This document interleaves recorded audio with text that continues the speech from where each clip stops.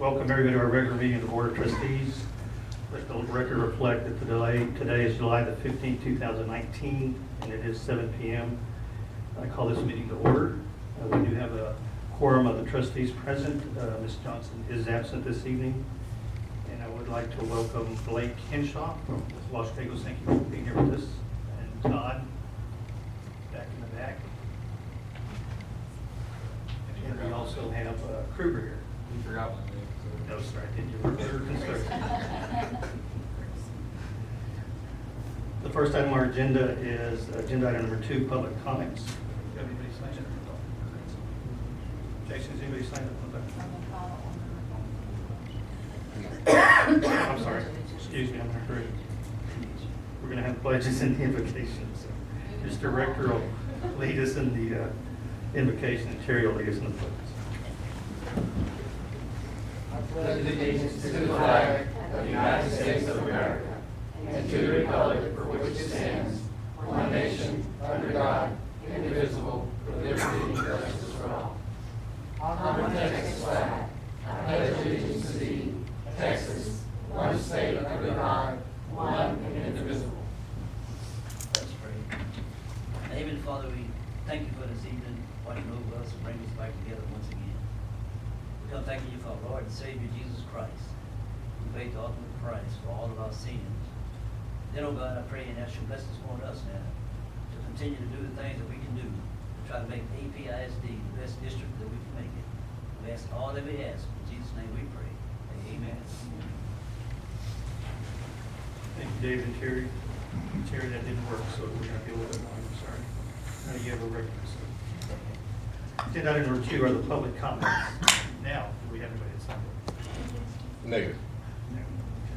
Agenda item number 3 is to convene an executive session as authorized by the Texas Open Meetings Act, Texas Government Code 551.001, concerning any and all purposes permitted by the Act, Section 551.076 and 551.089, to deliberate regarding the deployment or specific occasions for implementation of security personnel or devices, including potential implementation of a school marshal or guardian plan, Section 551.071 and 1.29, or .129, private consultation with the board's attorney regarding legal issues pertaining to board policies CKC and CKE. Time is now 7:05, and we'll convene an executive session. 8:08. The board is reconvened in open session to act on any items requiring action from closed session. At this time, just for public information, the board has received information from our attorney. We will not take any action tonight on the implementation of a school marshal or guardian plan. And for public information, we are still gathering additional information and doing our due diligence to come up with a decision. Agenda item number 5 are the superintendent's report, the construction update, new hires, and calendar of upcoming events. Ms. Cook? We'll begin with our guest, and I've been waiting patiently. Todd, or who wants to go first?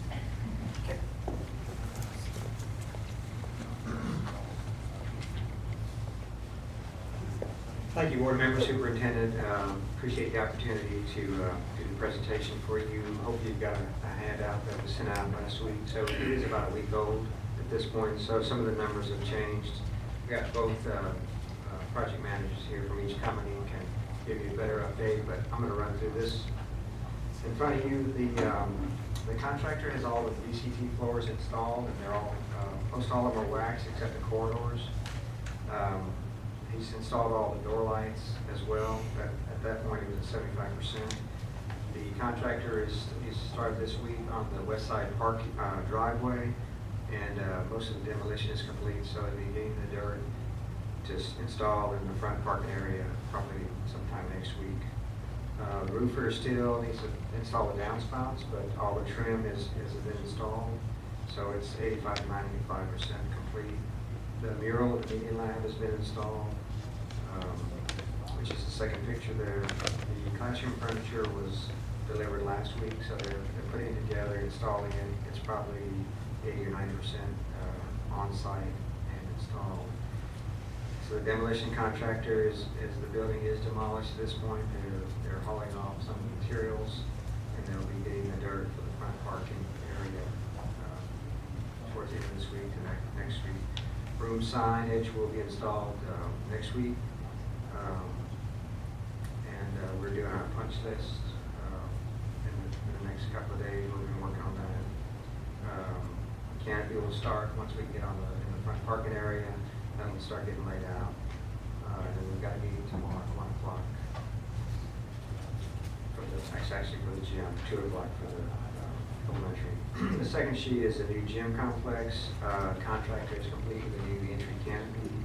The subcontractor is laying out all the flooring. Probably a little more than half has been installed. At that point, it will acclimate again, and then they'll bring in the bleachers, which are scheduled for next Thursday. All the exterior lights have been installed. Toilet partitions actually have been installed. They've got a little bit left, and they'll be installing all the rest of the ceiling tile in the lobby. The countertops for the concession ticket area should be on site within the next week or so. And then the flooring in the lobby will start, I think it's going to start this week. And then we're scheduled to meet tomorrow. At this time, I can have, if you have any questions, I'll be happy to answer them, or we can have Fidel come up and do his presentation on the gym. Anybody have any questions for Todd? I got one. The concrete drives in the new school. Yes. They should start this week. Is there any projection on how long it's going to take them to complete that?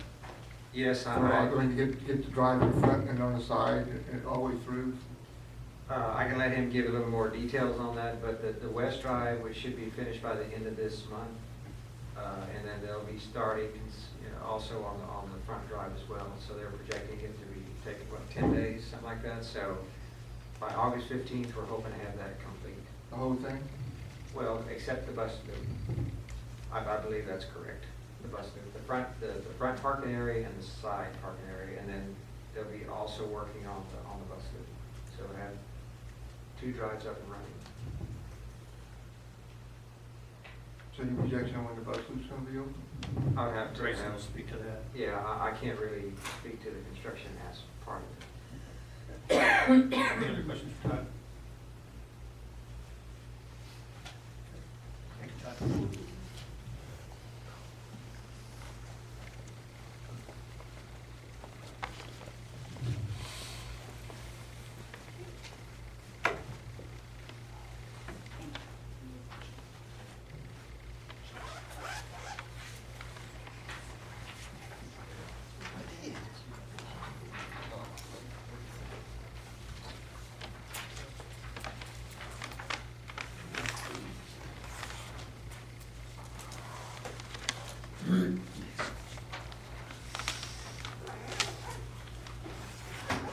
Good evening, everyone.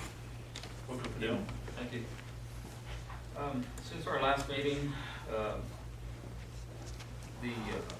we've had items under the second page, the first and the second page there, completed our ceiling grid, our millwork, floor staining, toilet partitions, and ceiling light fixtures, display trophy cases. The gym wood flooring has been delivered, and then the initial acclimation has been completed, and the side lighting is complete. As far as the remaining finish out on the second half of the second page is those projected items. I've just coordinated that with our floor installer, and I'm trying to try as accurate as I can make it right now, because our bleachers are scheduled for the 25th, like Todd mentioned, of next week, to start installing. They'll be shipped out Monday. And once that floor for the gym will be prepared for them to install the bleachers, and then after the bleachers are done, then right after that, then the rest of the floor gets finished, because we don't want to damage any of the flooring, so any of the finishes on it. I know y'all toured it this afternoon, so if y'all have any questions on that, appreciate y'all going by there. Well, you got the floor stain completed. Where's the floor stain completed at? Oh, I'm sorry, in the restrooms. There's some staining in the restrooms. I didn't see, it didn't look like there was stain to me, did it? Was it? Yeah, it's a little dirty right They're now. put off for dirty, put it that way. Yeah, no, they'll retouch those up. I've got a Okay. real good floor, cleanup crew that actually comes in, revives those, finishes there. Anybody have any questions for Fidel? You have anything else for us, Fidel? Yes, sir. If y'all have any questions, I'll be glad. I'm sorry? I got one question. These things you say is completed. I'm sorry? I said, all the stuff on here, it says completed. Yes, sir. What do you mean by completed? Installed? That particular work is installed, yes. So like the sound system hasn't been tested and stuff like that? Right. Well, I'm not sure of the extent of the testing that they did, but it's been installed, yes, sir. We haven't had any formal training or anything yet on the system, but it's installed.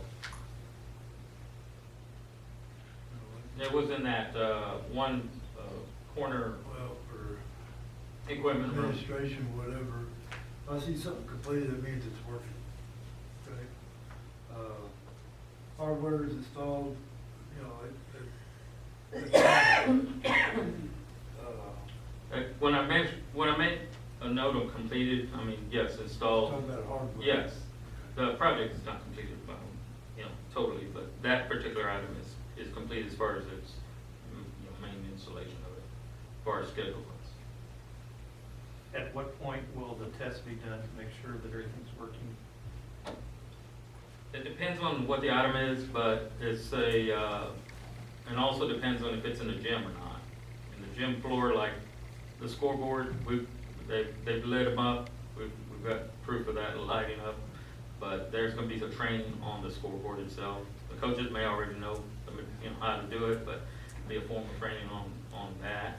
The sound, same thing with the sound. The sound can probably be done, even though the equipment is in that corner room in the gym, depending on the status of the floor finishes and all that. We're going to try to get them in there before, if you can, to do those items that we can before the floor gets, interrupting anything like that. It may be that, really, it's kind of hard to tell if you're going to be able to do it ahead of time or not, but we're going to try to do some of those, especially in the lobby and the lower roof areas.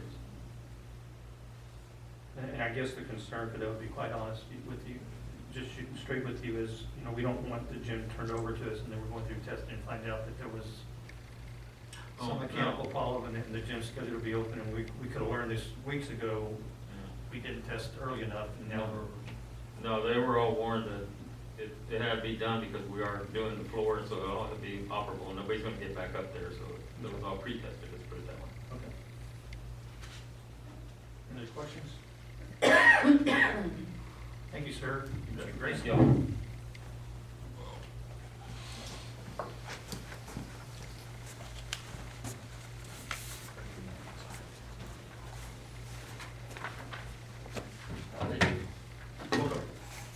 Going off of what Todd had already mentioned, all the floors are complete in the building for the VCT. All rooms, all classrooms and the cafeteria are waxed. We're waiting on the corridors. We do not want to do those until we're at the point where we're ready to turn the building over to you guys. Just the fact that we don't, mess up, and they'll come in and do a good cleaning on them. The building has been final cleaned for the furniture to be moved in. Yes, we'll do a powder puff, is what they call it, or kind of a touch-up type clean machines through the floors that have been waxed already, just to clean them up and make them look good again. Do a mop, stuff like that. Fire alarm guys are near complete. They had 2 troubles that they've been working out. Just their we here tomorrow morning, as I was told, to figure out the last 2 troubles. They had some lines they got cut somehow or another that they had to pull new wires, so it delayed them a little bit on that. But everything is going good for them. The elevator is ready to be fired up, except for the fire alarm being certified and done. Can't do that until the fire alarm is complete, and then they can do their inspection. All indications that the inspection should happen in the next few days max, and so They really don't lack much of anything left to do to be able to allow us to do that. And so, to allow us to do life safety. All the other inspections have been passed. The only thing we're waiting on is fire alarm and the elevator. Talked to the fire marshal last week in our meeting, gave us a brief description on what we need to do, what he's gonna look for, stuff like that, gave us a little heads up. But other than that, all our contractors are caught up at the moment. You're not gonna see a bunch of cars out there now because the inside of the building is at the point where they're doing punch lists, like Todd mentioned. We have already done our punch list. Our contractor's been working off that. Once Todd's punch list is complete, they'll work off that one and do little odds and ends throughout. There are still a few little things we have to do, but the majority of the work is getting to a good point.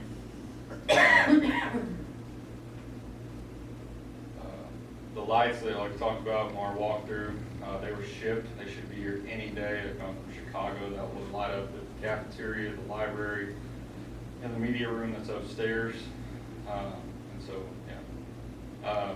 As for the concrete, your questions, we had our guys come in and level out the dirt on the side to allow our contractor to come in and start that work. Our earthwork contractor has been doing everything he physically can to get here. He's just been pushed back on projects in San Antonio. He's told me on the phone this afternoon, it'll be the middle part of this week when he will be here, which will work out just fine because Camacho will have the concrete, is what he told me on the phone as well. Concrete will be removed and done by Wednesday to Thursday of this week. And so that will allow them to kind of work almost simultaneously. So he's leaving, he's coming in. And so, as Todd mentioned, the concrete will be poured no later than 31st of this month. So it will be complete on that. What he told me was it's going to take him, it was about 10 days per pour. And so from 10 days from start to finish is when he is he's estimating what's going to take him to do it. He has 2 pours in the front drive, or the front parking lot that is in the front side of the school, and then 2 on the other side of the bus loop. And so he's doing everything he can to make sure he has all of that done by then. We're pretty confident that the bus loop will be done, or the driveway will be done for sure, but he's doing everything he possibly can to have those 2 parking lots completed by this time, before school starts on the 26th. And so we have 1,000 yards of dirt that is underneath the existing school, is where he's needing the dirt to fill the low void that's in the front of the school. That's just how he estimated his project to be able to take that dirt. And so that's just been our holdup on the front side of that school. Todd also mentioned about the downspouts and the roofer. They're not complete yet just because of the fact that we're not done the outside. There's no need for them to go up, for them to get damaged while they're doing earthwork or anything around the building. So once everything's complete, then they will come in and finish out. So, questions? Bus loops on the east side? Yeah, your big bus loop, where the existing school was, that part. Yes, sir. So that bus loop should be completed by the start of school? That's what we're pushing as hard as we can. So the one that we're looking at not being completed is on the west side? The bus loop, yes, sir. We know that the student drop-off lane on the far side with a 2-story, up against a 2-story part, will be complete by the 31st. And the front side of the school, that's what he'll go to next. That's gonna be on the 15th, you said, right? So I heard, earlier, the 15th for the drive in front of the school, should be finished by the 15th? Indicating on the days that he told us, that will put us there right at that mark, yes, sir.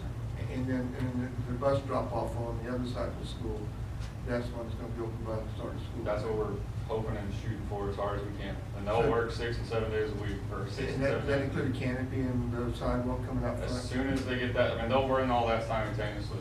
Yeah, so that should be on the 15th, the front of the school with a canopy and the sidewalk should be opened up by the 15th Yes, of the sir. drive. That's what we're shooting for. That is our ultimate main goal that we're screaming and yelling for. So we. Trust me, I am too. I want to be done just as bad as y'all want me done, promise. So I guess my question for Ms. Cook is, what contingency plan do we have if we don't get the bus loop completed on the west side, the bus drop off, I'm sorry, on the east side? Well, the contingency plan is the buses, I believe, based on what people here not, we're looking at the children at the help I us. think We that's what he's probably use- asking, that if the bus loop wasn't gonna be complete by then. Is that what he was I'm saying? trying to figure out what the contingency is if we don't have a bus drop off. That's the existing school parking lot. No, that's what I'm saying, Yeah. is that we're gonna have to pick them up at the back of the school. Well, you'll have the front of the school, the front Well, you parking have all lot. those car riders, the problem is, so that's, yeah, I mean, I appreciate that, but our plan was the back of the school. I know that's what Jason Mansfield had worked on, because we've gotta have the flow of traffic going through. Front side, correct. And, so it's either, we might could do it on the side, if they have both of them, because our first plan that we worked on was having just that one side. Hearing that we might have the front now too, that will help us out. You know, we'll have to use. The back entrance that we use The back today. entrance to get the students out to, because we gotta keep the flow of traffic going, otherwise we're gonna have cars Right. backed up. Because there's, and, you know, I know you haven't, well, you've probably seen our dismissal, been around for several years, so, you know, we've gotta keep that, keep it flowing. So, but the contingency plan will, yeah, we'll have to move them to another area, and if the flow is not well, we've also talked about having to put them all on the bus, move them over to Keyburger, and then disperse them out to the buses then, so. Because we can't have the buses blocking the flow of the other traffic, so, the plan will change depending upon how much pavement they have to put out. And then we'll use every, bit we can. If it's possible to try to, if the front's open and we can try to dismiss them all through there, you know, then we might use the side for the bus. It's just, I still don't see how that's gonna work, because those buses are gonna end up coming into the flow of the traffic trying to exit, so. Are we gonna have an open house or education, you know, for the parents to get this before the first day of frustration? Or are we just gonna blast it by fire and hope it all works out? Or- No, we'll communicate, I mean, as soon as we know what the official plan is. I mean, normally by now, we would already start pushing that out and have all that ready, but we're still waiting, and I mean, once we know what it looks like we're going to have from the first of school, so like at one-stop registration, which will be August 6th and 7th, we will give, at that point, which is coming up pretty quick, we'll give, this is our tentative plan based off on what it looks like we're going to do, so we may have like plan A, plan B. You know, so we don't wanna confuse them either, because it's gonna be confusing enough, because we're also changing the sign, like where the one-way streets are, so there's a lot of different pieces like that, so. Are we working on signage for that, for around the buildings and streets? To help with the flow of traffic? Charlie? Yes, ma'am.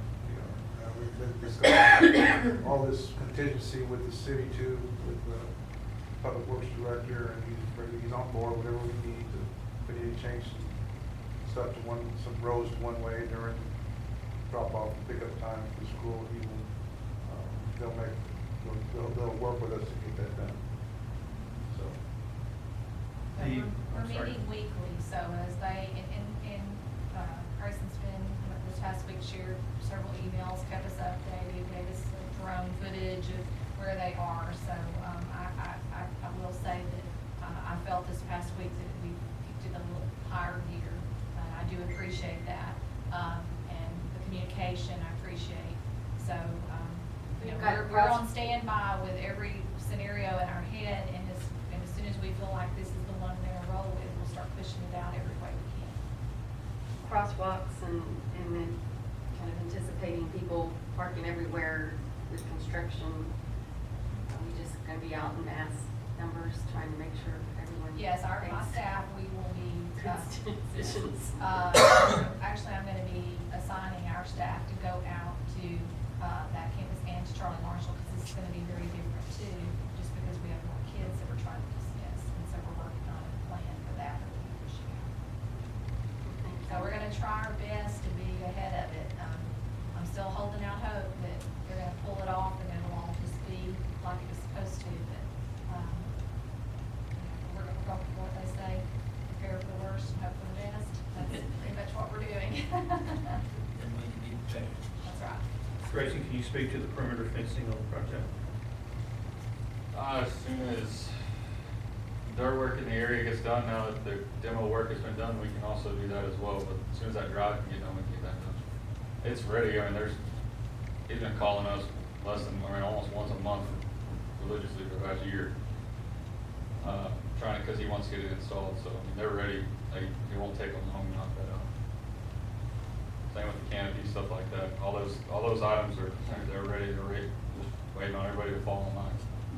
So now, Camacho did a great job. I don't know if y'all go by and watch their progress as they started on the Friday after the 4th with, having the delay that they had a little bit, deal. They had come in full stride. Now it's just got that building hauled off. The fact that it's a 2-hour turnaround from when they left the job to go to Corpus and come back. That's 2 hours, and they still hauled that building off completely by the end of actually on the weekend. On Friday this last weekend, they had everything hauled off on that slab. That was either metal or trash or debris. It was gone within 1 week. And so the hard part is now just ripping out that concrete. And so you can't already tell if you're about a lot of rebar in that slab. So rebar must have been cheap back in the day. So. Well, I can pass my appreciation to Camacho, because I think they did a very expedient job and really did a good job. And they helped us out with it to get things done sooner. Moncho does a great job. They've worked with us a lot, and they also work with a lot of people because they know that their name's on the line, so they want to do everything they physically can to make sure that happens. So We appreciate the effort. Are there other questions for Grayson? thank you. I'm hoping we don't have to see y'all here. Come to maybe one more. If not, one of the last. I'm hoping. I'm crossing my fingers. Not any better. Thank you all, thank you very much. Just being not done, I don't need to come back. Just good new hires. You know what you find out. So, we have put in, the board packet, all the, hires that we have completed. I'm excited to say that as of today, we have all except 2 positions filled. We have a life skills care position, that, we have quite a few candidates for that we're working to finalize. And then, recently, and then due to recent resignation, we have a high school health position that we're looking at filling. And I know Coach Johnson and his team is working on that situation. But overall, I feel really good about our hires, especially when you have 2 math openings and we were able to fill both of those with certified math teachers, because that's a hot commodity anywhere. And so we feel really good about our hires and looking forward to a great year. So, yeah, I don't have any questions about any of those or. This is an information item. Does anybody have any questions? There being no other questions, we'll move on to the calendar of coming events. Okay, so things are going to really start moving quickly now, and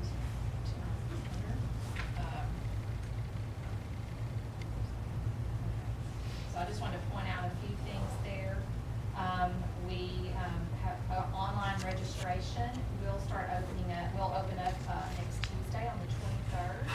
So we're excited about our returning students to be able to have that opportunity. We push that out through all the different media, Facebook and so forth, letting our parents know that they have this option. And then, then in August, on the 6th and 7th, we'll have our, what we're calling now the one-stop registration with the AC middle school, Blunt Middle School, where they can, our returning and new enrollees can come and fill out all their paperwork. We're real excited this year because we've extended that to not only an opportunity to come through, bring the proof of residency, get all your paperwork filled out, do all of that in-house and having to talk to assistants, meet with our nurses, transportation and so forth. But we also have some community members coming in that are going to be bringing, the Lions Club is going to come and check students' eyes again for us for free. Moose Lodge is going to do the Identikit. I believe we have, several of our churches have come together. They're going to, be taking school supplies that have been donated for us, and they're going to be putting them together in packages and handing them out to our students. So we're really excited that we're taking it to a new level, so that when they come, it's truly one stop. Here, we get you all set up, get you registered, and we have resources available for you. So we're going to be publicizing that a lot. We're actually looking at the possibility of even having a good billboard out on Highway 35 to push and let everybody know about our great district and encourage people to come. So more to come on that. We're still investigating the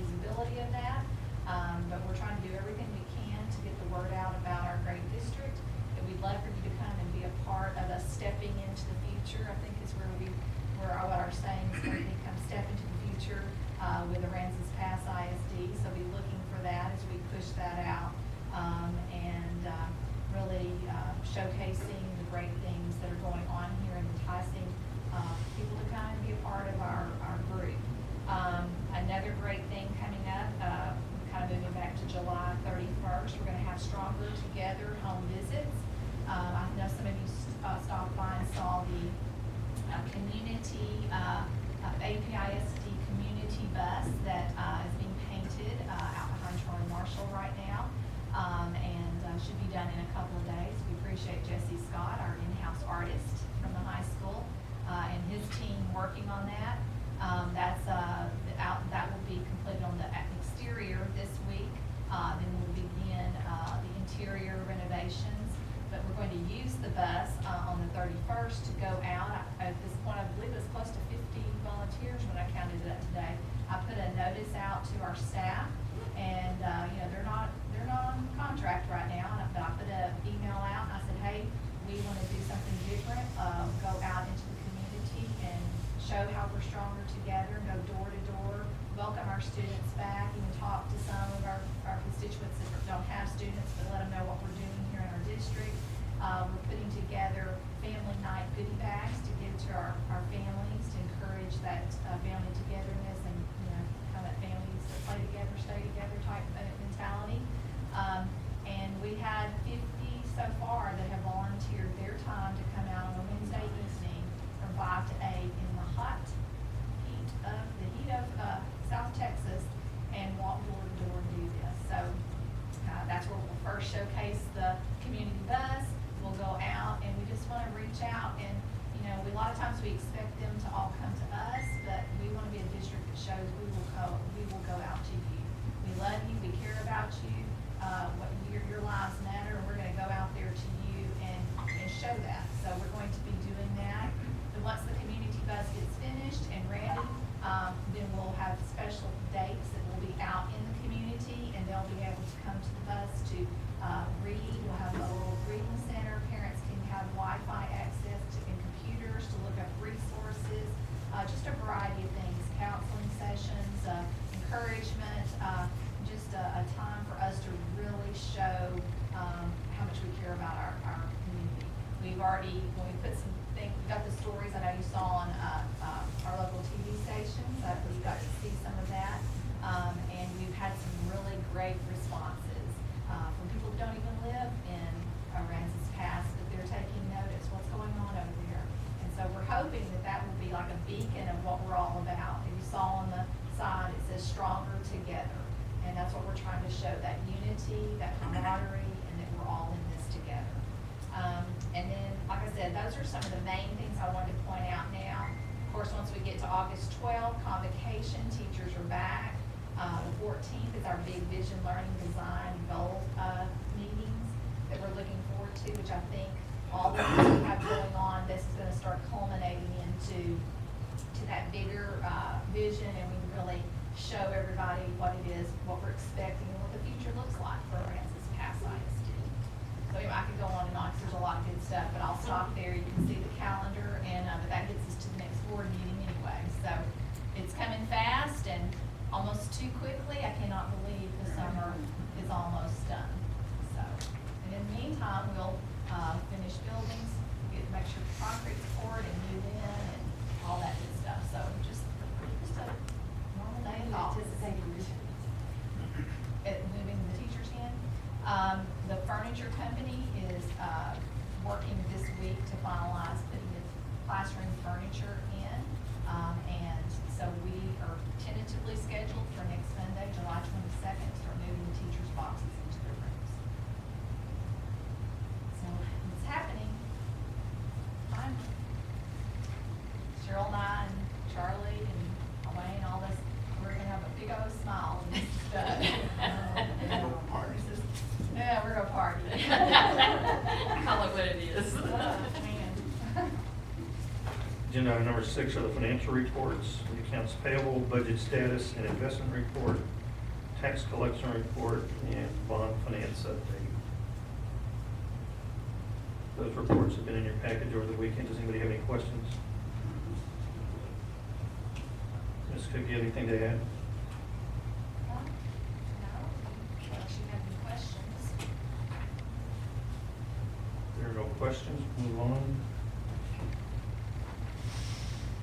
R7 is the consent agenda.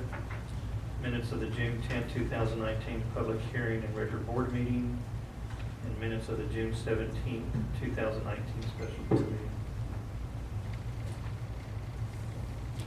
Are there any corrections to the minutes?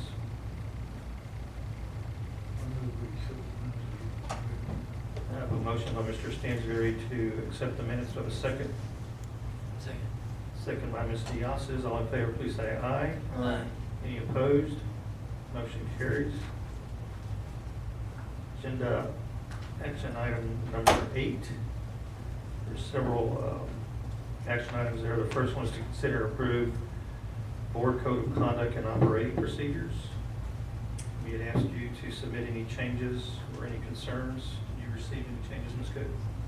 There was only one on page 84, at the bottom, and reviewing board operating procedures. We had a recommendation to add what you see in blue, that standard board operating procedures will be reviewed and updated as needed. Any changes or additions must be made by board discussion during a board meeting and passed by the majority of the board. Just a little more clarification on what that was the only recommendation we received. I missed one. On page 81, Oh. I was looking over earlier, and it says conducting, it says anytime 2 or more board members are gathered together to discuss the district is considered a meeting. I thought our policy Where is was that? that it was 4 or more, right? What is your, where Where are you you at? addressing? On page 81. Up to under the what? top, up to the top. Very top. Very Conducted first. board meetings, 2. It should be a quorum. Yeah, that must have been That's a typo. apparently that's been there a while. Nobody Let's caught change it. that. Good job. Yeah, I saw that. I think 2 or more should have said quorum, Yeah. anytime quorum of board members. A quorum or more board members are gathered to discuss So what you want to say? anytime a quorum. So with these 2 changes, do I have a motion to approve the board code of conduct and operating procedures? Motion by Ms. Diasas, a second by Mr. Rector. All in favor, please say aye. Aye. Any opposed? Motion carries. Next action item is to consider and approve staff development waiver and timeline for the accelerated instruction waiver for the 2019-20 school year. Ms. Cook? This is something that we bring to you each year to request the opportunity, as it states in your packet, to have staff development opportunities in which we train our staff in lieu of student instruction. You can have this waiver provides up to a maximum of 2,100 total minutes that you can have. If you'll see in the middle of the page, we're asking for October 14th, December 20th, January 6th, and February 17th, which are currently a part of the approved calendar that you did approve. So this is kind of like after the fact. Now, the calendar's approved, we've got to do this too, to get our 18 to 60 minutes to ensure, because without that, then we could lose funding. So this is attached to funding. So I bring this to you as a request for approval. Board have any questions? I have a motion by Mr. Stansberry to approve the staff development and timeline for accelerated instruction waivers. Second. Second by Mr. Molinak. All in favor, please say aye. Aye.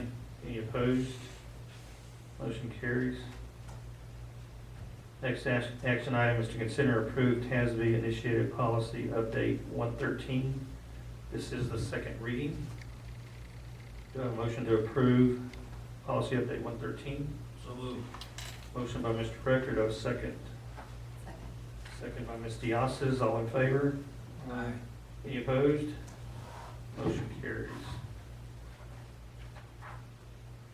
Next action item is to consider approve the endorsement of candidate for TASB Board of Directors position.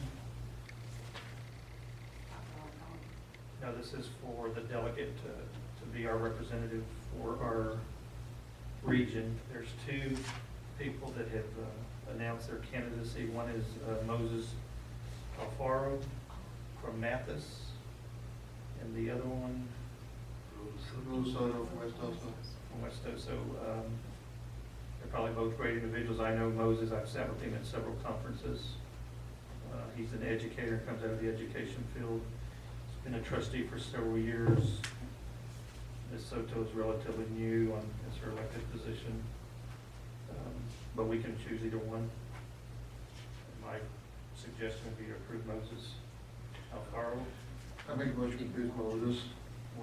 We have a motion by Mr. Molinak for Mr. Alfaro. Do we have a second? Second. Second by Mr. Rector. All in favor, please say aye. Aye. Any opposed? Motion carries.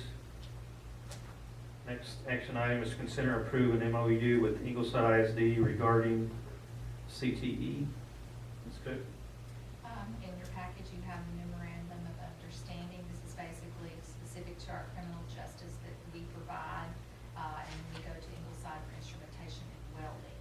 And so we're just trying to tie it up and make sure we have our MOUs, and it's pretty self-explanatory, just a basic understanding between our two districts, and we appreciate that partnership and look forward to continuing that.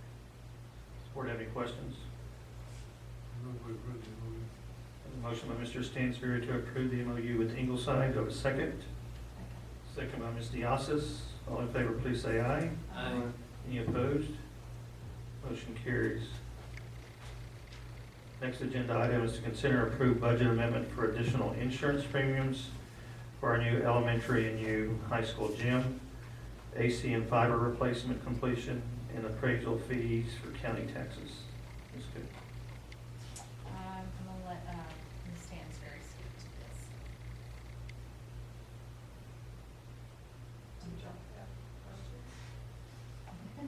Just Yeah, needs to anything know- she wanted needs to know say. it's coming to school, right?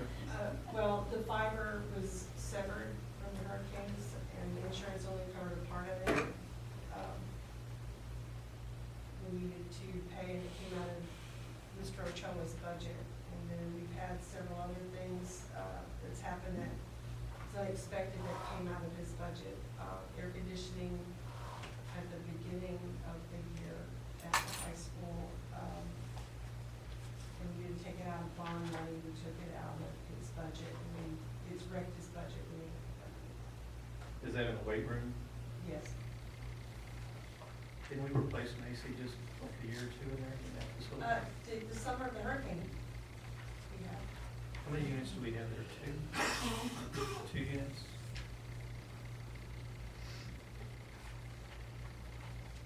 Does the board have any other questions? If there are no questions, do I have a motion to approve the budget amendments as recommended by administration? Second. I have a motion by Ms. Diasas and a second by Mr. Rector. All in favor, please say aye. Aye. Any opposed? Motion carries. Consider and approve a partnership with the City of Aransas Pass for TxDOT SRTS grant application for the sidewalk project. I believe we did this in the last phase, in a joint venture with the city.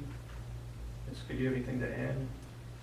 Well, the letter I put in is pretty self-explanatory, but we appreciate them reaching out to us. It does help us with the safety of our students.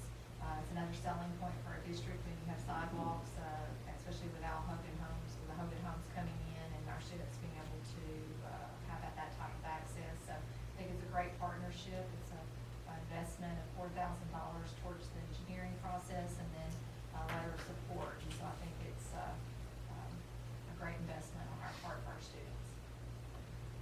Now, I thought last time we did this, that we didn't approve the money for it because we couldn't approve the money for it because it was public funds.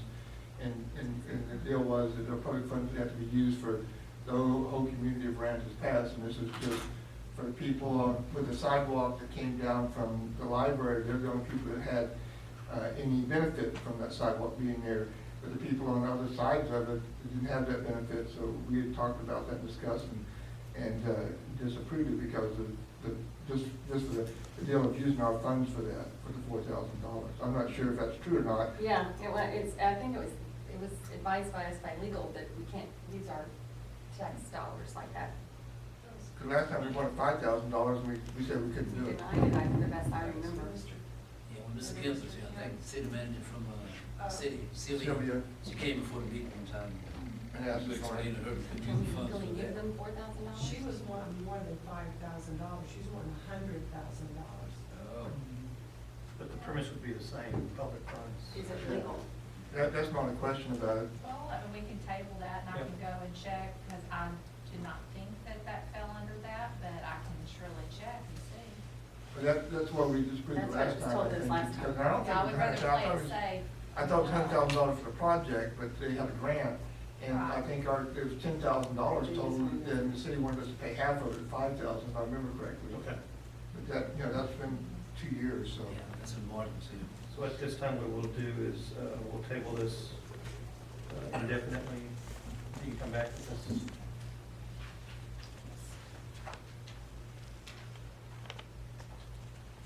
Last action item is to consider approve budget amendment. Increase in revenue for last year's budget, is that correct?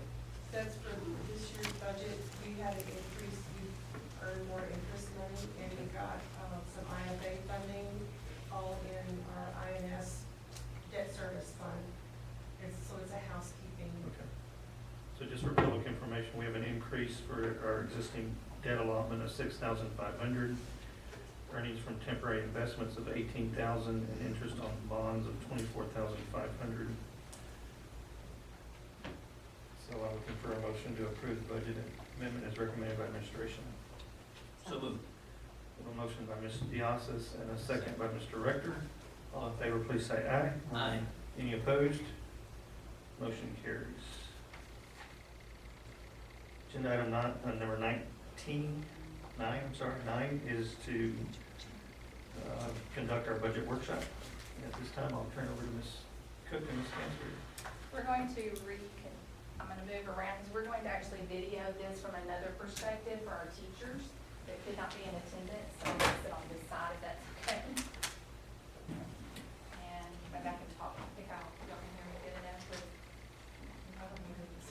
In order for it to be on the recording, you need a microphone.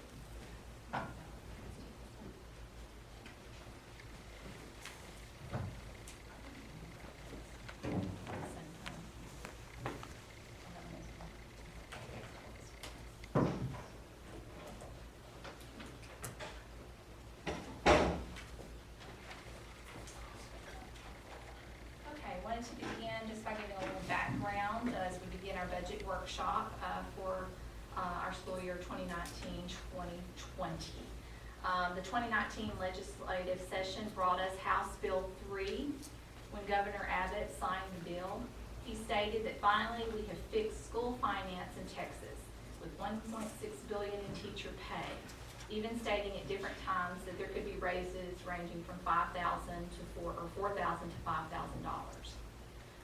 In your packet, I gave you a summary that I'd like to read a little from to give a little more background when we think about the implications of this. From the Texas School Coalition, they talk about actual raises will fall short of the $4,000 that the state leaders have promoted. And some of the things they have stated is that it is instead that the average raise would be $4,000, but the $4,000 figure simply doesn't add up. To arrive at $4,000 average raise, you either have to count significant dollars invested in the pension fund for retired teachers, or you have to assume that only teachers with 6 years of experience or more will get raises, which is not true. Pay raises will vary greatly based on many factors, such as whether a district was paying close to the minimum salary scale and whether the teacher qualifies for incentive pay initiatives. Raises will also depend on how much of an overall funding increase the district actually receives from House Bill 3. Some districts are seeing little to no increase in funding, and those districts will therefore have little to no raises to deliver to teachers and other staff. As a superintendent of this district, I would like nothing more, and I know you as the board agree with me, that we would love to be able to give a $4,000 to $5,000 raise to, as the House Bill 3 states, to teachers, librarians, nurses, and counselors, along with a substantial increase to all of our personnel. This would be a wonderful gesture to show our appreciation for our excellent staff. However, political statements with promises rarely match reality. Commissioner Morath even states that this is become very complex, as it is a good thing but very complex. Later conversations have come out stating district numbers could change significantly once the calculations were performed using the local data. So tonight, Cheryl and I will attempt to show the requirements of House Bill 3 as it relates to revenue projections and salaries. We are using a template developed by Omar Garcia, a financial consultant that is very knowledgeable in school finance. As of Thursday, he had revised this template 6 times, trying to address the complex requirements in these changes. Since we've had to pass our budget by the end of August, we have to move forward with this template. TEA and TASBO have both stated to be prepared to amend budgets due to so many unknown factors that will not be addressed until after the 1st of September. We will begin with Cheryl walking you through a side-by-side of the latest template with our data input. Then she will show you the projections for each area and our bottom line, including the required raises. We will then look at the proposed new salary scales for our district. This is, as I've said, it's very complex and it's been very tedious and lots of number crunching. I wanted to give that initial statement, one for our staff that will be watching the video that we're providing, to begin to have some explanation as to how we arrived at what we're going to be presenting tonight.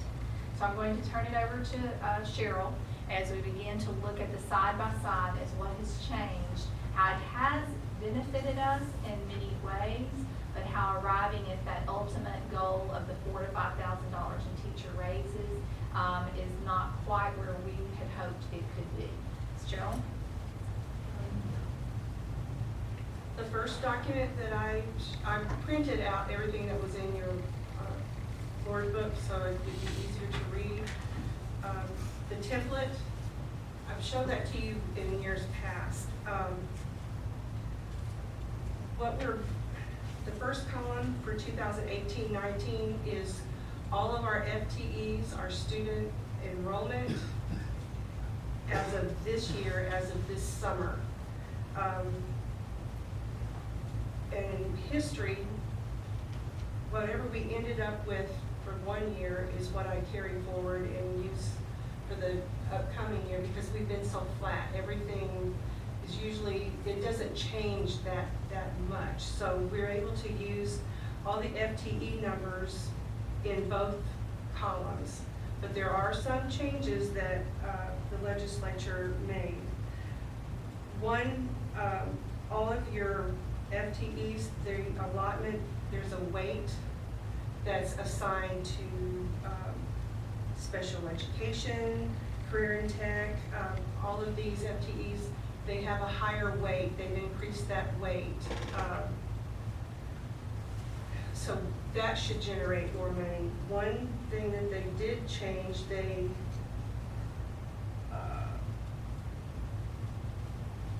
on compensatory, it's down towards the middle to the bottom of the page.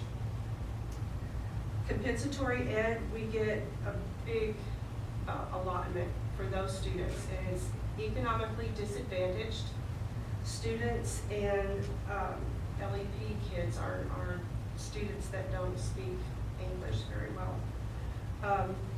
That number in the past has been generated by the students that are qualified as free and reduced students for lunch. In the past, they've had to qualify for that, and they would fill out an income statement. Now, they've set that formula aside. They are going to fund us according to where the student lives.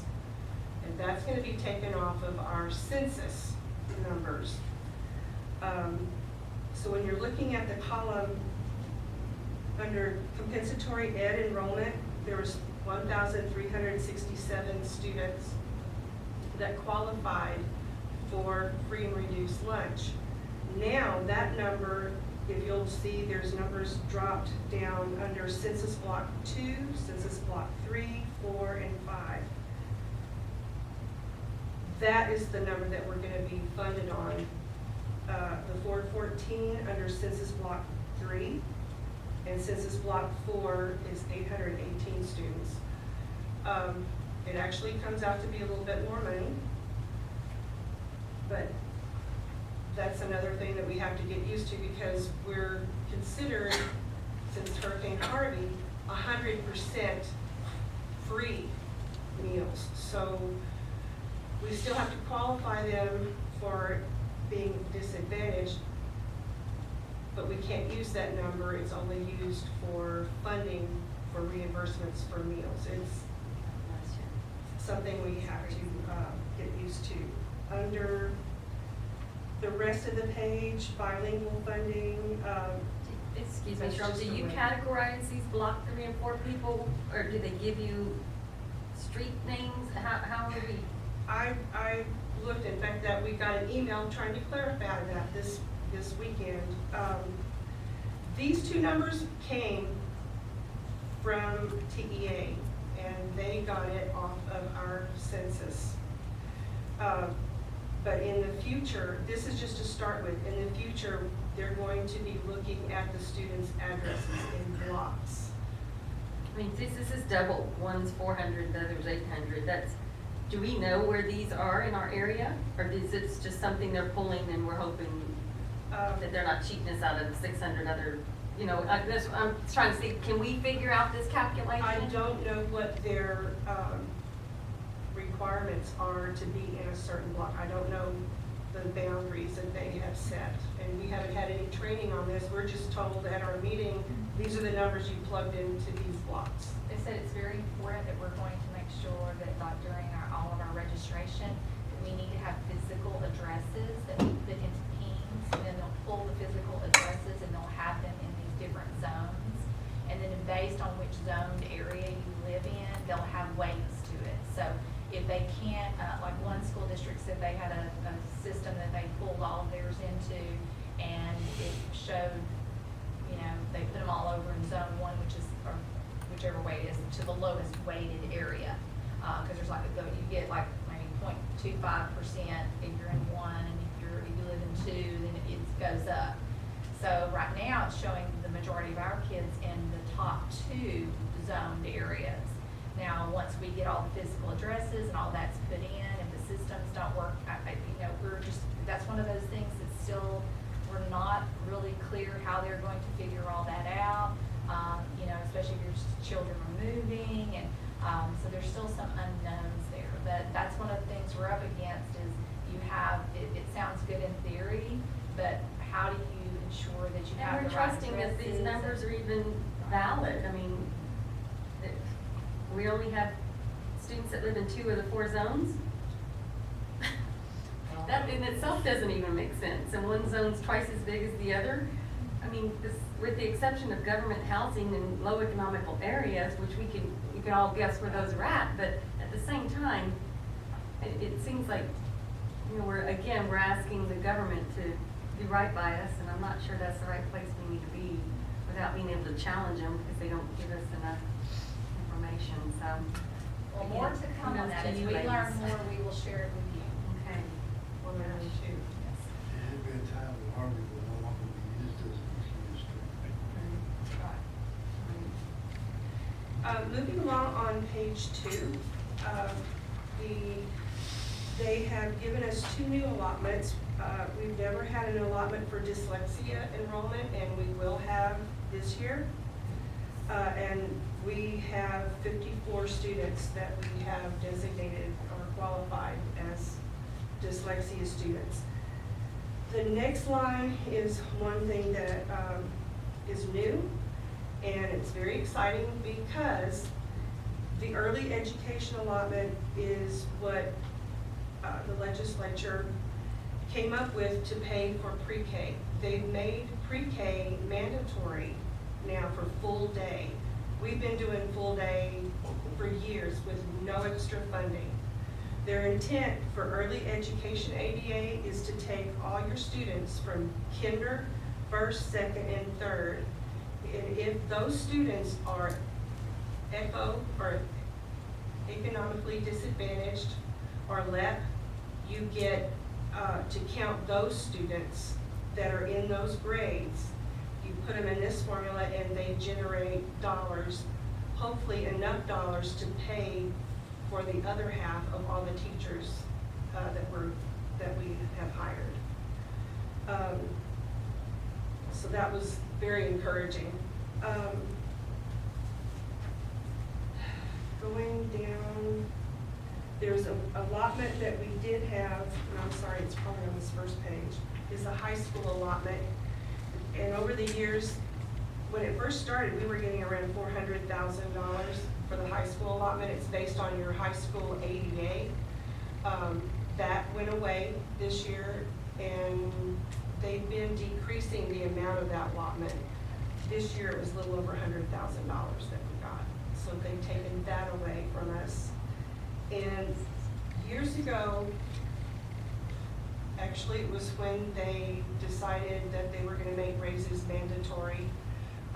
They had in their formula that any full-time employee that was not a teacher or administrator, which means they would be our hourly people, our paras, they would give us $500 towards their insurance.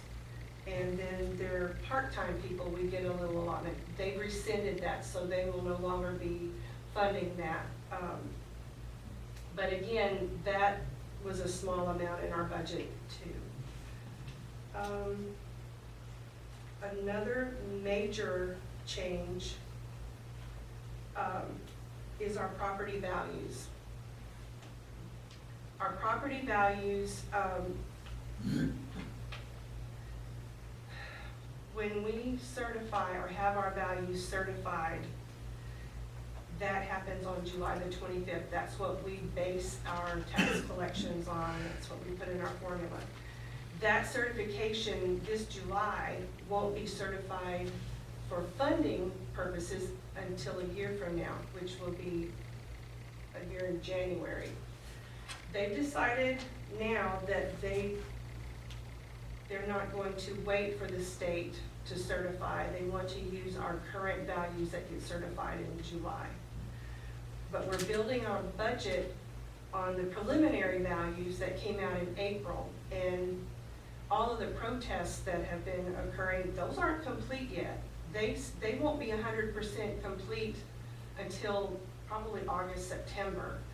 So that number will change our tax collections estimate. Hopefully, I'm close enough to where it won't make a big difference. But with that being said, that also drives part of another piece that we will show you is what we call the gain from last year's revenue to this year's revenue. But for certified values, I had to try to predict what our county, our assessor is going to certify. And I've been getting daily updates from him, so I'm pretty close, but there's still about $30 million that's still under review. So we won't get all of that. Hopefully we'll get about 85% of that money. But on down further under tax rates and collections, they decided they were going to compress our tax rate again. Originally, we used to have a $1.50 tax rate. Then they compressed it to $1. And they allowed us to add 4 pennies to that, so our tax rate should have been $1.04, but we weren't right at $1.50 when we compressed, so adding 4 pennies brought us up to $1.03. Now they've decided to make a 93% compression on our dollar. So our tax rate is going to drop from $1 to 93 cents. They're going to allow us to add 4 cents back. So our maintenance and operations tax rate, instead of being $1.03, will become 97 cents. So the taxpayers will be paying less in taxes. And that's the comparison on about the last half of the page, under tax rate and collections. We had, this year was unique for us, and there's several school districts that were, because of Hurricane Harvey, we increased our tax rate to $1.17. But for comparison purposes, they don't want us to use that revenue, so we had, well, we're claiming the 13 cents. That's in their formula, and I'm not even gonna try to say how the formula's working. I just plugged in the numbers and it's automatic. But because we're gonna be collecting less taxes, they have given us, and it's not on this data entry piece, all of these numbers generate these values. And on the very second line, it's called the small and mid-size allotment. We've never gotten that before, that's new. What page are you on? It'll be on the very front page of the yellow and green columns. It's gonna be a whole set of different documents. Page numbers you cut off. So what did you say we've never gotten before? It's called small / mid-size allotment. This estimate shows $961,000. We've not given that. That's supposed to be helping to make up our loss of tax collections, is my understanding. On our tax rate that we were at was it 117 or 113? It was 117. Wasn't that for 1 year? And we were It was supposed to- only for 1 year, so we had to drop, we're gonna have to drop back to $1.03 of what we were the prior year. But instead of $1.03, we're dropping all the way down to 97 cents.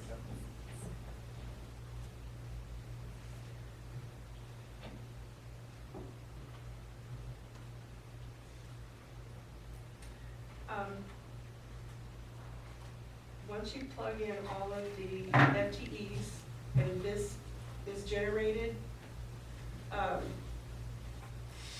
try to make it a little bit easier to understand, so I've come up with our own revenue sheet.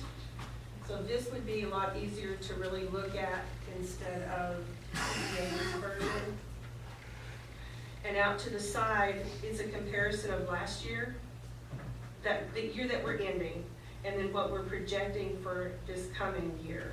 And off to the side, off to the very, very far, your right, I explain what was being rescinded and what was new. So that way you can see at a glance, side by side, it's a lot easier to read. We are planning, initially we were gonna try to be very, very conservative because of all the changes that's made, we were advised to be very conservative. With that being said, we're using, for this estimate is an ADA of 1425. This year, for the 18-19 year, when we did our final PEEM summer submission, our refined ADA came in at 1418. And we actually built this year's budget on 1400, so we're ahead. But trying to be conservative, we always start low in August and we build, and then we start dropping off in the spring. And this year, we actually got up to 1558, but we wound up dropping, averaged out to be 1430 ADA. But with the summer submission, 1418 is still more than what we budgeted, so we're ahead.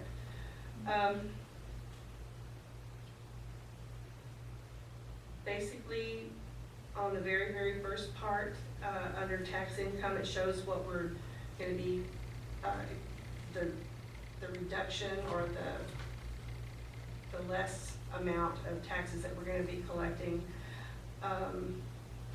Just the local revenue, a comparison of last year, what we're winding up with, and next year's estimate.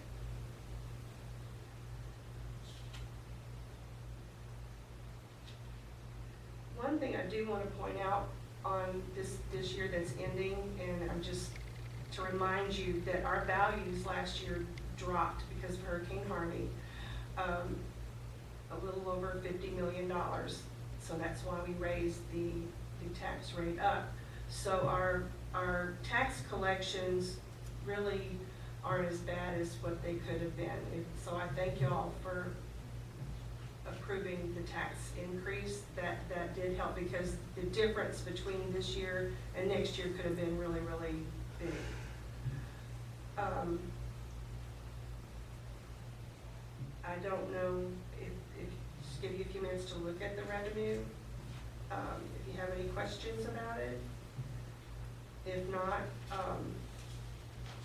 So I'm seeing the deficit. So in this scheme of the governor announcing raises, is there anything factored in this budget for raises?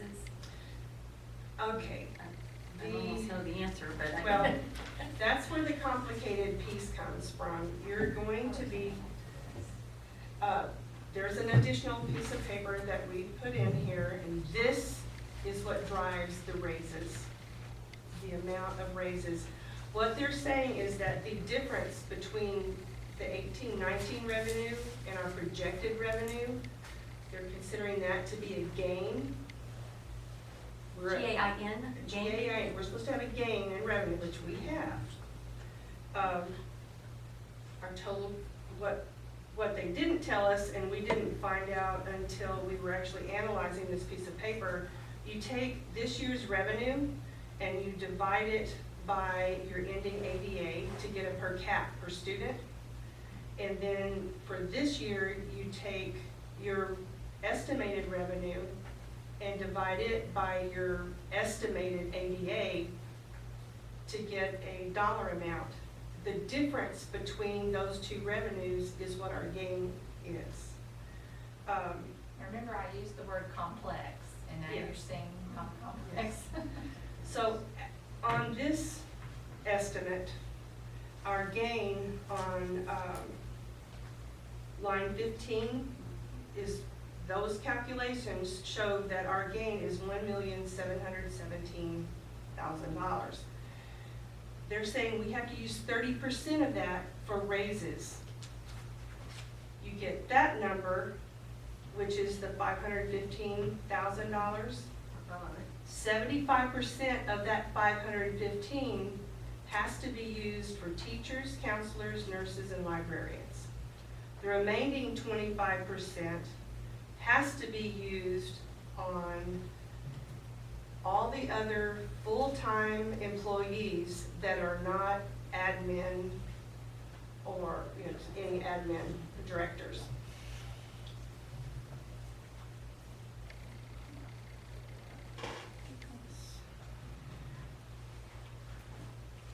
So we're trying to back into teacher pay scales using these numbers as a guide. So the bottom line is we got $386,000 and $513 for teacher raises, right? We have, 386. yeah. The one thing though, when you play with these numbers, the 515 changes, if our ADA increases, that's gonna drop. If our tax collections, every piece of this is a moving piece. So whatever we wind up, we won't know what that actual number is for another year and a half. And so our calculations, we're I trying to think do we ought that. to do that like UIL, do athletics like that. We play all the games, nobody knows who wins for a year and a half. Gotcha, that's exactly what they're telling us to do. And the thing is, once we lock That would get the legislators out there to fix this. Once we lock into these raises, if our ADA goes up, what we're obligated to pay is gonna be less. But we're locked in with the new pay scale, so they're advising us to be careful with that and be conservative, because once you lock in, you cannot reduce the teacher's pay. You can't go backwards. So we're trying to be fair, and hopefully these numbers hold. Yeah, but then you have politicians in front of microphones telling the whole state that our teachers are gonna get a $4,000 Yes. pay increase. Yes, And then we have our local teachers saying, well, where's our money you got funded for? that's right. It's not fair to. No, it's not, Yes, because yeah. we want to be able to do that for them. But Well- when you see the numbers. What does that look like when you split it up to our full-time, the professionals that fall under the 75%? What does that look like now with the numbers we have in front of us? Okay, using the total, so 75% of the total gain is to be used, of that 30%, as you see there, is to be used for the teachers, the librarians, the nurses, and the counselors. Right. So we took that total and looked at the number that we have and what we could feasibly do here, and it came out to giving 0 to 5 years experience, because this is per the House Bill 3 also, that 0 to 5 years, or your 6+ years should get a higher, they wanted to see a higher increase than the 0 to 5. That's in the House bill? Yes, ma'am. Personally, I'm gonna go on record as saying I don't agree with that. I think all of our teachers are important, but that's the language in the bill. So we're trying to stay true to the way we're interpreting it and the way we're being counseled. And so we're looking at our proposal using these current numbers, a 0 to 5 year, in those areas, we get a $2,500 raise. 6 to 26 years, we get a $3,000 raise. And that brings us right here at that total that is we are required to use towards those raises. Then we looked at the other auxiliary staff that falls under the 25% of the total gain, and we were able to do a 2% on the midpoint for each of them. And I have these, you'll take, they're kind of, like, I don't have them stapled, I'm sorry, so you'll take the top little part and open it and see total. You have a little packet here, and you'll see we figured out the salary for the tables for the teachers. See how it's kind of divided?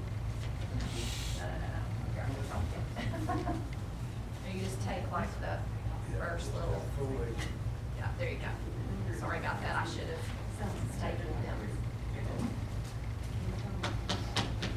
Yes, these are definitely hot off the press, because we've been trying diligently to work on this and be very careful.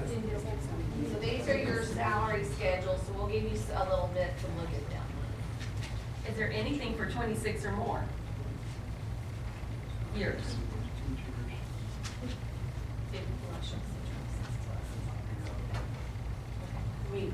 We added, we went up to 20, then we went to 25, and now we went up to 26.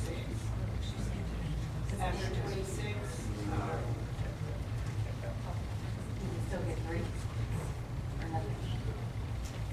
what we did was adding on.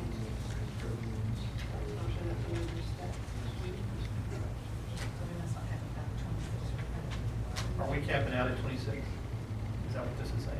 That's what this is saying, but when we capped out at 25, we went ahead and added another step. So we need to look at that and make sure. Yeah, so that'd be something we need to look at. So for my clarity, the 26 or more gets nothing, or they just get 3,000? Like Get the 3,000. there's not a higher incentive, they Yes. just still get Yes, the 3,000? yes. Okay. Yes, I'm sorry, I misunderstood your question. No, that's fine, thank you.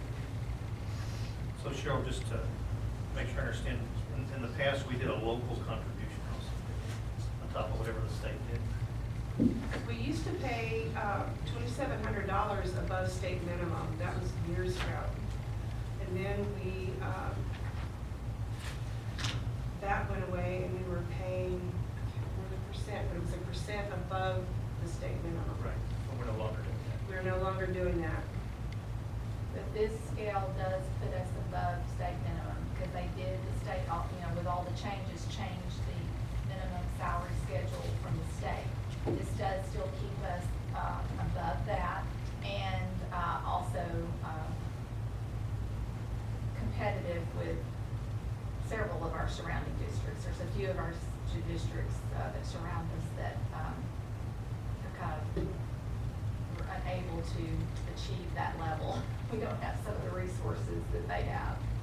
So we wanted to try to stay as competitive as we could, but also stay in the framework of the revenue that we have coming in. So you can see that, yes, the differences did generate a gain for us, but then you pull back out at this point, and then we were showing here, it's showing it's showing $515,000 of that gain. So, that's to be used for those salary increases. Then the rest of the funding used towards the, you see where we have the loss here, we have a little gain here, so to be used towards trying to move towards a balanced budget, which is still, for these current numbers, without students returning, we basically, you can see, this is passing a deficit budget. It's still giving, over $500,000 in raises, which is well deserved. I mean, we all agree and want them to be able to have that, but even with this, for us, for our district, it doesn't correlate to giving this and you're made whole.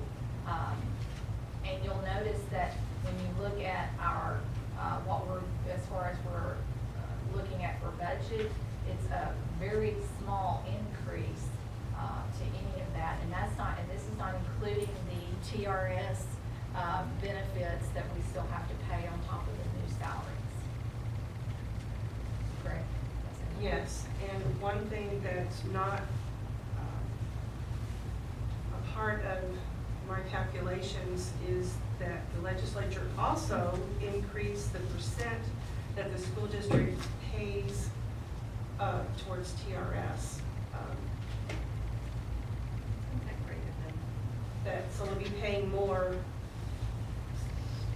to TRS for the teacher retirement. That extra comes out of the 70% that's left. So the preliminary budget here, we're looking at total state and local income $15,545,000, and total income of $15,774,000. That's without the increases, is that correct? On page 124. That's, It's on your local income and your, on my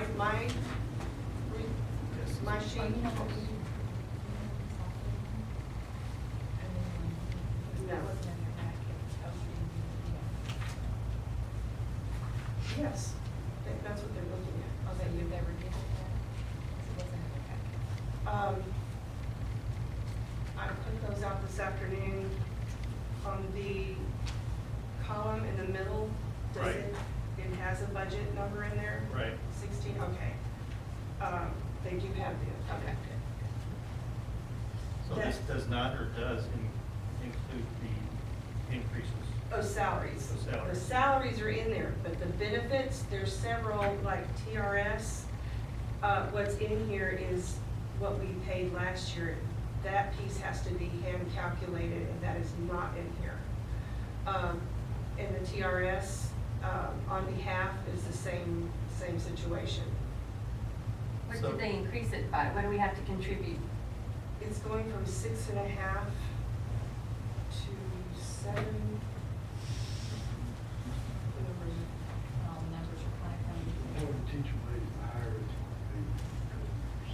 Yeah, going to be. there's an average per, everyone's going up, we're contributing another 1% more, or It's not a whole percent. It's not a whole. 0.7%. can be significant? So preliminary, we have a surplus budget.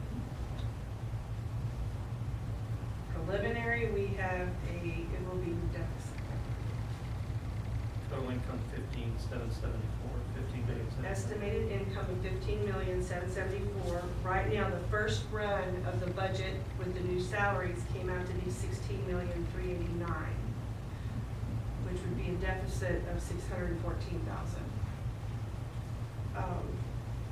And that's going to change as we go through line by line and compare and make sure everything is in the budget, all the lines are accounted for.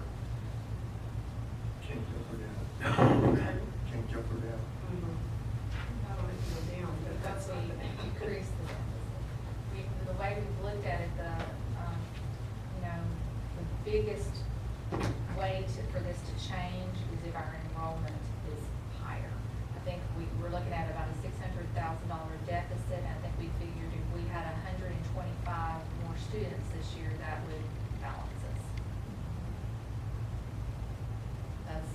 It's on the big jump. projected 1425. Right. And we ended last year at 14? 14 to 18. That's your ADA, that's not your actual enrollment of students. Right. I got that confused several times when we were talking about this. But it's very feasible. I really think our enrollment is going to be, substantially increased, especially with our new elementary school and so forth. And some of the housing has opened back up, but we're still not, completely back up to that level. To get to 125 students, we can hope, but. So this proposal from the governor, is it mandated? This is mandated. Yes. The raises are We mandated. have no choice. And the percentages, the 75-25, that's all a Yes. formula given to them to make us, Do you have anything on that? I thought I see something else go through about master teachers and that.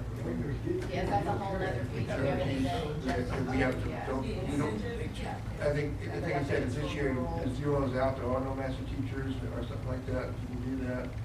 Since you have no master teachers, then after this, you can put those in there, get more money. We haven't even tried to dive into that yet. They We're just trying to haven't, get- they haven't yeah. written the interpreters of law yet. So what they're gonna do. That'll be coming later. Probably one of the I didn't get the update. I was looking at you before. mm, I didn't get the update. It's varied over here.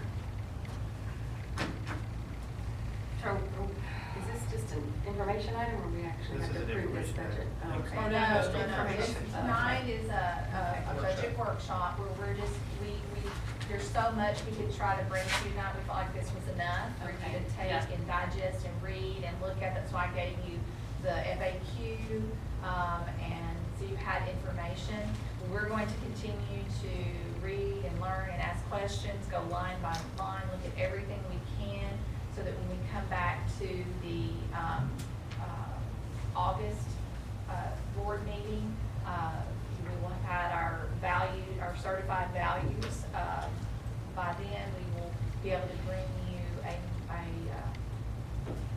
well, we have to bring you a clearer look at what we're proposing for the budget, so that you can, then we can get everything posted, and then we'll have to call a special board meeting at the end of August, for you to approve it.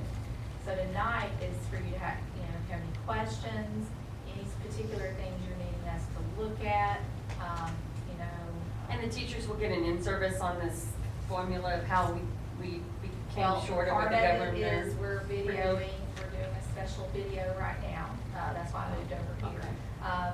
So that we could, I'm sending out a letter tomorrow to them. We'll have a special link for them to go to listen to this. And then, yes, we'll continue to push out all the information we can, and then make sure that during in-service that we have a special time to have, answer their questions, because what I want to make sure is that they understand that, we want to take care of them, and we want to do best by them. And if we had the funds to do the $5,000 raise for all of them, there would be no hesitation. But we have to be fiscally responsible with what we have. And when the numbers shake out from what we have at this point, the funding is not there, as there is happening with many districts. Some are faring very well and able to do that, and maybe even more, because of the way their numbers are looking when they put them into the template. We did okay. I mean, we see some positives here. Our deficit is definitely less. I mean, we're able, if you look, be Pollyanna and look at the positive side here. Last year we passed a $1.9 million deficit budget. This year, with over $500,000 of raises, at this point, it would only be a $600,000 deficit budget, roughly. But where we want to get is where we're not passing a deficit budget, because as a school district, we can only sustain that, in my opinion, this is the last year that we can sustain a deficit budget. to be fiscally sound and to move forward with the fund balance that we have that is smaller due to the hits that it's taken over the last several years. We've got to see these students come back. We've got to see our taxable values continue to increase. And then we're going to see we're being as tight as we can and trying not to add anything and do more with less or the same, while we take care of our staff. Because we want to retain them. We don't want to lose them to other districts because we have a fantastic staff, and that's what's going to help us make this a fantastic district. So you see we've got a lot of challenges before us, and we just wanted to try to make it as clear to you as board members what we're up against, so that together we can make very sound decisions. One of the things that I'll ask you guys to do is to really look at the 2%. I realize we've got all these different moving pieces, but our auxiliary staff works just as hard as everyone in the school district. Charlie can attest to that.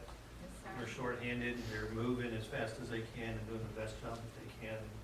I mean, to me, when we look at the increases for the teachers and we're looking at 2%, I think some of that can create a resentment for them. Realize we have to be financially responsible, but at the same time, if there's anything else we can do for them, we need to look at that and see what we can do.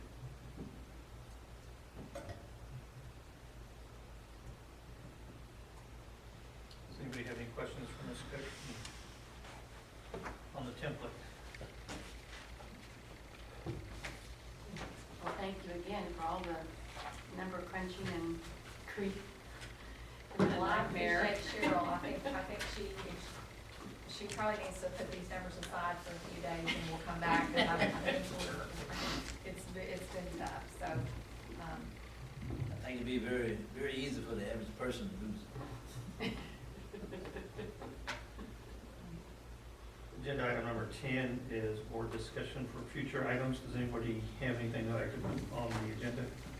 I would like to revisit the selling of the old administration building. Can we kind of move towards looking into marketing and the value of it and?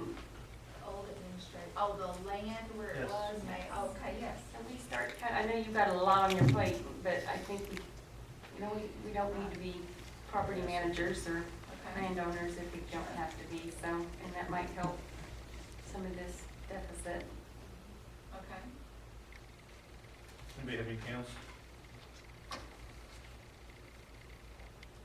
Next item is agenda number 11. Ms. Cook, do you need to go into executive session to discuss the resignations, or are you good?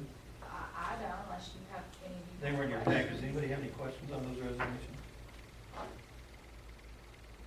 No one's opposed to it. I'm just going to go ahead and go to ask for a motion to approve the resignations as recommended by administration. So A motion by Ms. Diastis, a second by Mr. Rector. All in favor, please say aye. Any opposed? Motion carries. And the time is now 9:39. If there's not any other business before the board, this meeting is adjourned.